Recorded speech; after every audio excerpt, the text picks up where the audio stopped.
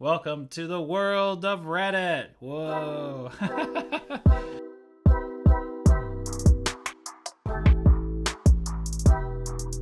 DogeCoin, I should say. From my understanding, DogeCoin was something that kind of sprouted up last week with the Wall Street Bets forum excitement. It kind of spilled over into everything, right? The whole front page of Reddit was like, I mean, you can see it. It's right here. Like, hey, these are the finance and business communities.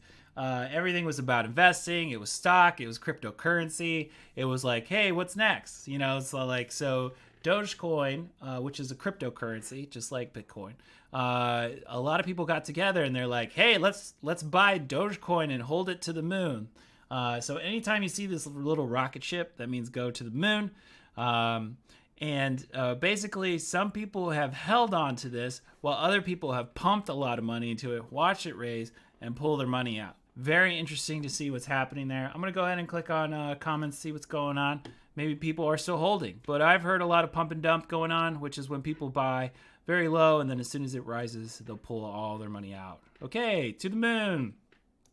Someone said 13K, wait to see what happens. Down $160 right now. Oh, sorry, guy. I mean, I was close enough to buy Dogecoin last week. I would have bought it. If I knew how to buy it, I would have bought it, and I would have been in the same. I wouldn't have spent, a lot of money. I just would have put like $20 in, because I'm not the type of investor who's got that much to spend. I'll throw a 10. Like, I have one AMC stock. That's what I own.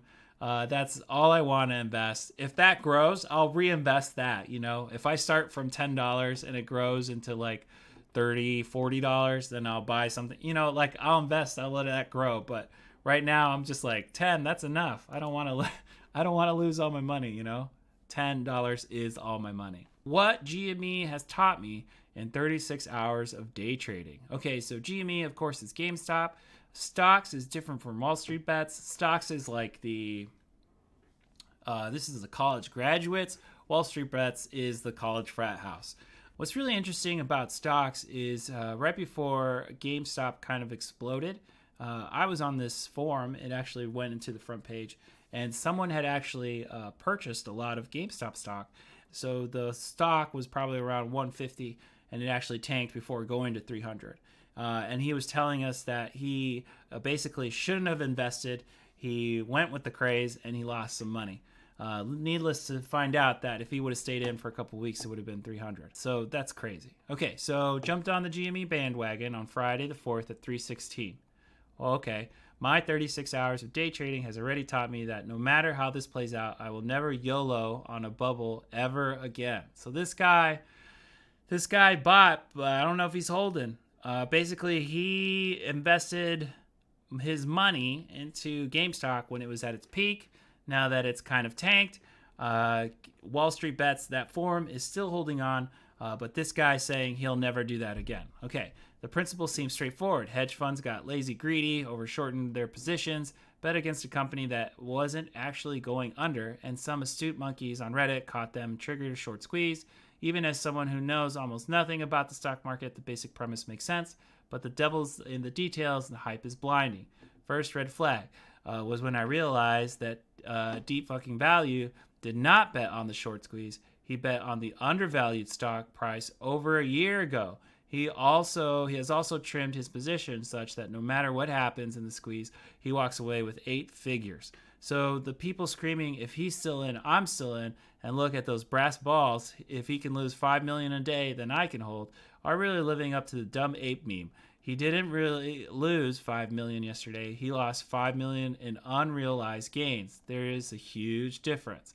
Second, red flag was common sense idea that hedge funds won't go down without a fight, and they have literally billions of dollars and decades of experience. You don't get that without learning how the game and the system in complex, subtle ways. So even if they are still heavily shorted, which they might not even be anymore, and even if somehow Wall Street Bets is holding some kind of meaningful leverage over them, that doesn't rule out the very possibility that they have a dozen ways out of this. So this is interesting to me because this was the same type of post that I saw last week. Probably different guy.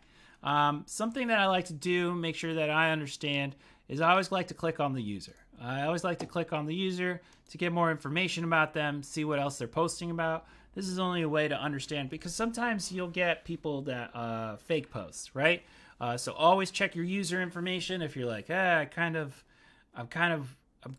iffy about that, right? Because then you can find out if some guy's going to like Reddit/NFL and is like, hey, I was a longtime football fan and now I hate it. It's worse. And then you go into his history and he's like, all his Reddit posts are like, I hate football on the I hate football Reddit. You're like, okay, that guy is swayed a certain way. Of course, his top post here is the one that we just saw. Post. Here we go.